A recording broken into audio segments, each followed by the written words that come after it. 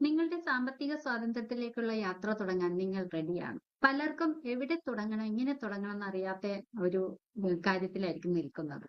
എവിടേക്കാണ് പോകേണ്ടത് അല്ലെങ്കിൽ എങ്ങനെയാണ് ഇത് തുടങ്ങേണ്ടതെന്ന് അറിയില്ലാതെയാണ് പലരും നിൽക്കുന്നത്. എന്നാൽ ഒട്ടും ഭയക്കണ്ട. ഇന്ന് ആദ്യത്തെ അതായത് തുടക്കക്കാർക്കുള്ള അവരുടെ സ്വാതന്ത്ര്യത്തിലേക്കുള്ള സാമ്പത്തിക സ്വാതന്ത്ര്യത്തിലേക്കുള്ള യാത്രയുടെ ആദ്യത്തെ 5 ചുവടുകളെ കുറിച്ചാണ് ഞാൻ പറയാൻ പോകുന്നത്. ഇത് ഒട്ടും സങ്കീർണമല്ല. പക്ഷേ ഇത് വളരെ ലളിതമായ രീതിയിലുള്ള ചുവടുകളാണ്. നിങ്ങളുടെ പണത്തിനായുള്ള ഭൂപടത്തിൽ ആദ്യമായി അടയാളപ്പെടുത്തേണ്ട 5 കാര്യങ്ങളെ കുറിച്ചാണ് ഇന്ന് ഞാൻ സംസാരിക്കുന്നത്. ഒന്നാമത്തത് നിങ്ങളുടെ നിലവിലെ അവസ്ഥ എന്താണെന്ന് മനസ്സിലാക്കുക. പലർക്കും അവരവരുടെ നിലവിലുള്ള സാമ്പത്തിക അവസ്ഥ എന്താണെന്ന് മനസ്സിലാകാതെയാണ് മുന്നോട്ട് പോയിക്കൊണ്ടിരിക്കുന്നത്. അതായത് നിങ്ങൾക്ക് ഏതെല്ലാം രീതിയിലുള്ള സേവിങ്സ് ഉണ്ടോ, എന്തൊക്കെ ഇൻകം കിട്ടുന്നുണ്ട്, എന്തൊക്കെ എക്സ്പെൻസ് ഉണ്ട്, ഇങ്ങനെയുള്ള കാര്യങ്ങളെല്ലാം ആദ്യം ഒരു പേപ്പറിൽ എഴുതി വെക്കുക. അതുപോലെ തന്നെ നിങ്ങൾക്ക് എത്രത്തോളം കടങ്ങളുണ്ട്. ചിലർക്ക് ലോൺ കാണും, EMI കാണും, അല്ലെ? പിന്നെ ക്രെഡിറ്റ് കാർഡ്, ഏറ്റവും വലിയ കടം എന്ന് പറയുന്നത് എല്ലാവർക്കും ക്രെഡിറ്റ് കാർഡാണ്. ഇത്തരം കാര്യങ്ങളെല്ലാം ഒരു പേപ്പറിൽ എഴുതി വെക്കുക, ഓരോന്നും എഴുതി വെക്കുക. അടുത്തതായി ചെയ്യേണ്ടത് നിങ്ങളുടെ സാമ്പത്തിക ലക്ഷ്യം എന്താണെന്ന് മനസ്സിലാക്കുക. പലരും ഒരു ലക്ഷ്യവും ഇല്ലാതെയാണ് മുന്നോട്ട് യാത്ര തുടർന്നുകൊണ്ടേയിരിക്കുന്നത്. നമുക്ക് എവിടെയാണ് എത്തേണ്ടത്, എന്താണ് നേടേണ്ടതെന്നുള്ള ലക്ഷ്യമുണ്ടെങ്കിൽ നമ്മളുടെ യാത്രയും വളരെ സുഖകരമായിരിക്കും. അപ്പോൾ ആദ്യം നമ്മൾ ചെയ്യേണ്ടത് നമ്മുടെ ലക്ഷ്യം എന്താണെന്നുള്ളത്. അതിനെ പല സ്റ്റേജ് ആയിട്ട് നമുക്ക് തിരിക്കാം. അതായത് ഒരു 6 മാസത്തിനുള്ളിൽ നമുക്ക് എത്തിപ്പെടേണ്ട ലക്ഷ്യം എന്താണെന്ന്, അതുപോലെ തന്നെ ഒരു 3 വർഷത്തിനുള്ളിൽ എത്തിപ്പെടേണ്ട ലക്ഷ്യമുണ്ട്, 5 വർഷത്തിനുള്ളിൽ എത്തിപ്പെടേണ്ട ലക്ഷ്യമുണ്ട്. ഇങ്ങനെ നമുക്ക് short time, mid time and long time എന്ന രീതിയിൽ നമുക്ക് നമ്മുടെ ലക്ഷ്യങ്ങളെ തരം തിരിച്ച് എഴുതാവുന്നതാണ്. ഇത് അറിയണമെങ്കിൽ നമ്മൾ ഒരു കാര്യം നമ്മളോട് തന്നെ ചോദിക്കേണ്ടതുണ്ട്. നമ്മൾ എന്തിനു വേണ്ടിയിട്ടാണ് ഈ പണം കണ്ടെത്തുന്നത്?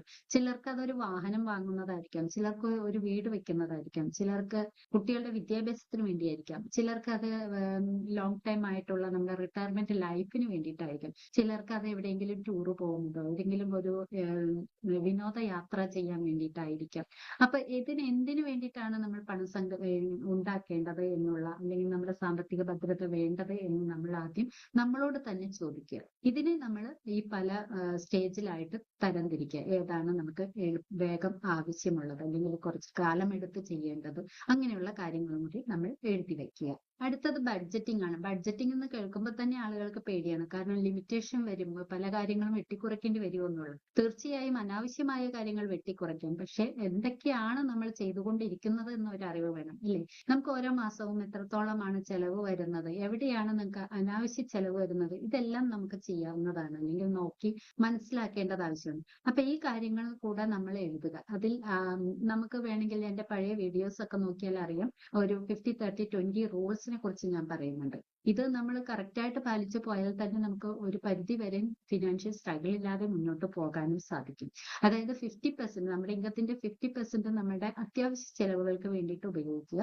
30% നമ്മൾക്ക് എന്താണ് അത്ര അത്യാവശ്യമല്ല, എന്നാൽ നമുക്ക് ആഗ്രഹങ്ങൾക്ക് വേണ്ടിയിട്ട് ഉപയോഗിക്കുക. 20% നിർബന്ധമായും നമ്മൾ സേവിങ്സിന് വേണ്ടി ഉപയോഗിക്കുക. ഇങ്ങനെ ഈ 50-30-20 റൂൾസ് പ്രകാരം നമ്മൾക്ക് ആവശ്യമുള്ള കാര്യങ്ങൾ എന്തൊക്കെയാണെന്ന് നമ്മൾ ഒരു പേപ്പറിൽ എഴുതി വെക്കുക. അടുത്തത് അടിയന്തരമായ ഫണ്ടുകൾ, അതായത് എമർജൻസി ഫണ്ട്. ഒരു എമർജൻസി ഫണ്ട് കീപ്പ് ചെയ്യാതെ ഒരു ജീവിതവും മുന്നോട്ട് കൊണ്ടുപോകാൻ സാധിക്കില്ല. കാരണം ജീവിതം എന്ന് പറയുന്നത് അൺപ്രഡിക്റ്റബിൾ ആണ്.